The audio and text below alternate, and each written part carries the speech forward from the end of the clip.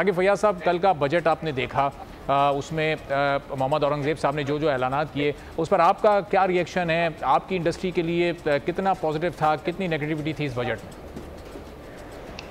देखें, कल का जो बजट था, हमें कल के बजट से बहुत उम्मीद थी कि वो कोई ना कोई इंडस्ट्री के लिए कोई पैकेज का अनाउंस करेंगे या कोई उसकी रिलीफ के लिए या इंडस्ट्री को फैसिलिटेट करेंगे। लेकिन कल के बजट में कोई भी ऐसी चीज़ अनाउंस नहीं की गई कि जिससे हमें ये फील होता कि इंडस्ट्री को सपोर्ट किया गया है।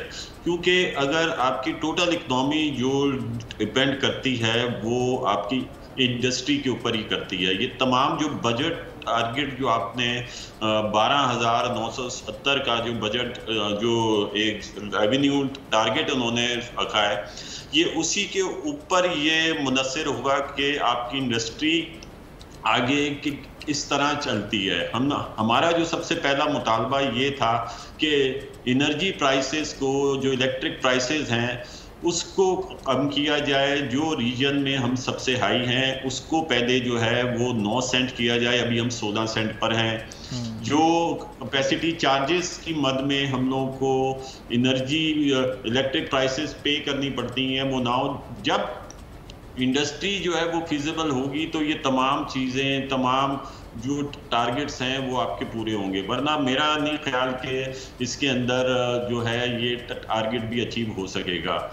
दूसरा, जो इन्होंने एक्सपोर्टर के ऊपर जो 1% पहले फिक्स टैक्स होता था या 1.25% वो टैक्स पे करके और फिर उसके बाद उसका कोई मजीद उससे पूछगछ नहीं होती थी, अब वो नॉर्मल टैक्स रजीम में आ गया। मेरे ख्याल में इससे एक्सपोर्टर जो है वो थोड़े से डिस्करेज होंगे और हो सकता है, क्योंकि पहले अगर कुछ ऐसा हो कि वो अपनी फॉरेन रेमिटेंस जो इधर मंगवाते हैं, कहीं हमें खतरा है कहीं अंडर इनवाइसिंग ना शुरू हो जाए एक्सपोर्टर में और हमें इधर ये नॉर्मल जो टैक्स रिजीम में आया है, इसके बाद इसमें परसेंटेज वाइज कितना फर्क पड़ जाएगा? यानी 1% से बढ़कर ये टैक्स एक्सपोर्टर पर कितने फीसद हो जाएगा? देखें, अब तो वो उसी तरह आ जाएगा ना। इन्होंने हाईएस्ट स्लैब कर दिया 45%। अब तो जो वो इनकी पहले तो उनकी कितनी भी इनकम होती थी वो टोटल एक्सपोर्ट का बस 1% होता था और वो हो जाता था। अब वो 45% के ऊपर आ जाएगा। पहले अगर हम इसको ये देखें कि वो अगर 1% होता था तो यही 7, 8, 8, 10% होगा। लेकिन असल बात ये नहीं है कि कितना ऊपर बढ़ जाएगा। असल बात ये है कि हर कोई ये चाहता है कि बस मैं फिक्स्ड टैक्स में आ जाऊं ताकि जो FBR के ऑडिट्स और जो दूसरे मसले मसाइल होते हैं उनसे वो बचना चाहते हैं।